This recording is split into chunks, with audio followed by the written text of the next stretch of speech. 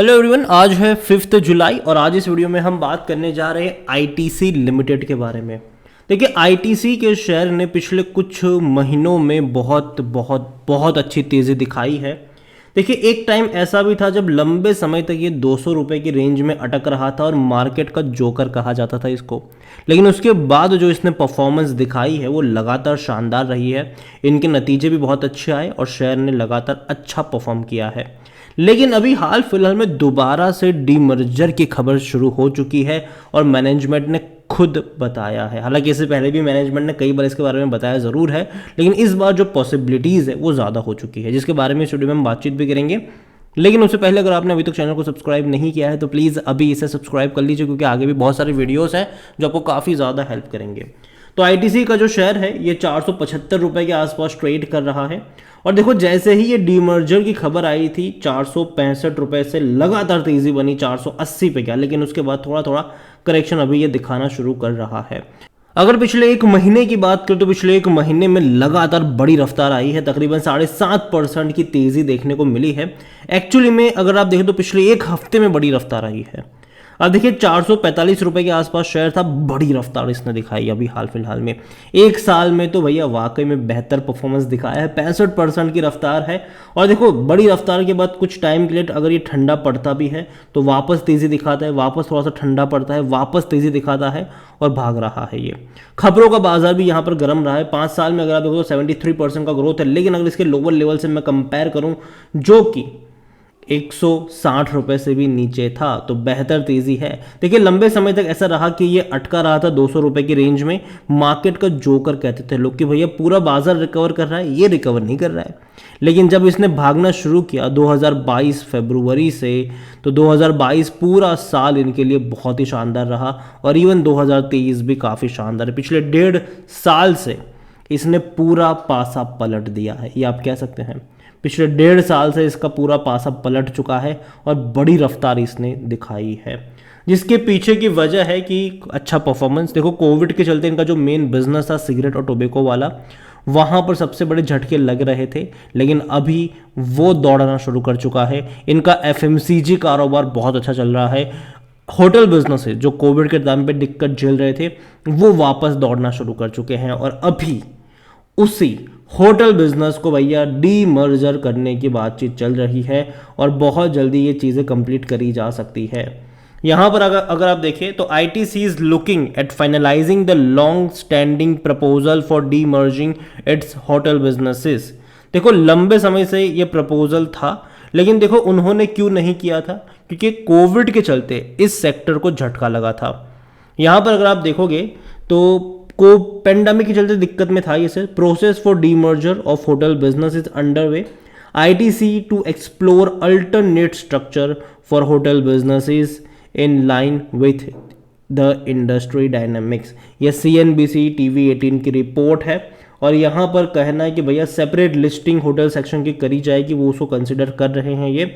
यहाँ पर देखिए, अर्लियर द आईटीसी के जो चेयरमैन और जो मैनेजिंग डायरेक्टर है संजीव पुरी, उन्होंने हिंदू को बताया था कि the demerger of the hotel business is very much on the table after the sector recovered after कोविड-19। देखो भैया, होटल सेक्टर और इवन इनका जो होटल बिजनेसेस है वो कोविड-19 की दिक्कतों से रिकवर कर चुका है। तो अब यहाँ पर डीमर्जर का जो प्रपोजल है उस पर भैया बातचीत करी जाएगी, इवन बहुत जल्दी प्रोसेस भी करी जाएगी।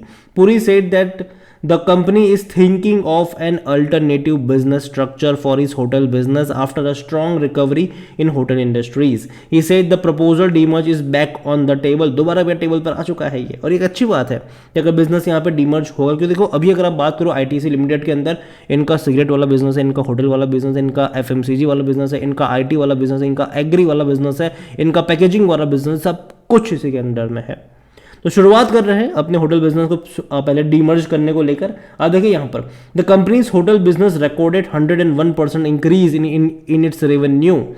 तकरीबन 780 करोड़ का इनका रेवेन्यू रहा है in the fourth quarter of 2023। और भैया क्वार्टरली 700-800 करोड़ का प्रॉफिट इनका रेवेन्यू आ रही है, अच्छी बात है, ठीक है, अच्छी बात है। और इवन इनका जो बिजनेस का इबेटा है वो भी 272 करोड़ रहा है, compared with 32 crore previous year. पिछले साल जो एबिटा इनका 32 करोड़ का था, यहाँ पर तो एबिटा में तो बहुत बड़ा ग्रोथ कह सकते हो कि देखने को मिल रहा है।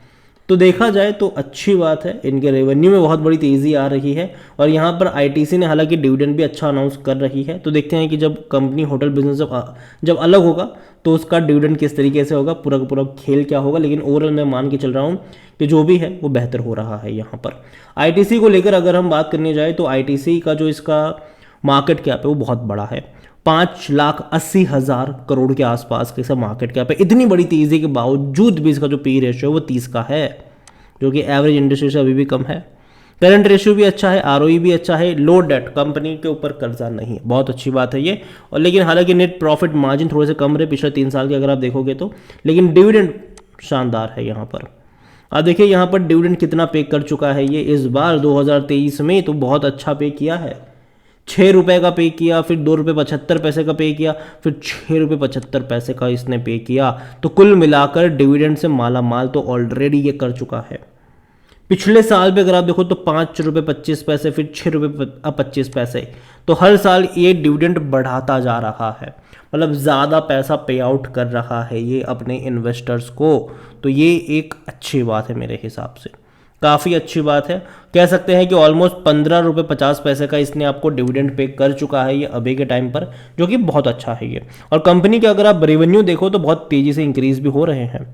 19,000 करोड़ के आसपास के इनके रेवेन्यू रहे और ये अभी धीरे धीरे और इंक्रीज होंगे, क्योंकि कंपनी ने कुछ छोटे मोटे एक्विजिशंस भी किए। मसाले की ब्रांड को इन्होंने एक्वायर किया था, कई छोटे मोटे एक्विजिशन ये कंपनी कर रही है, जिससे फ़ायदा इन्हीं का है ओवरऑल। यहाँ पर अगर आप प्रॉफिट भी देखो तो यहाँ पर सबसे बड़ी रफ्तार आई है प्रॉफिट। देखो यहाँ पर रेवेन्यू में भले ही बहुत बड़ी तेज़ी ना आई हो, 19,000 करोड़ के आसपास भले ही इनका रेवेन्यू रहा हो, लेकिन सबसे बड़ी बात है कि प्रॉफिट यहाँ पर लगातार बढ़ता जा रहा है।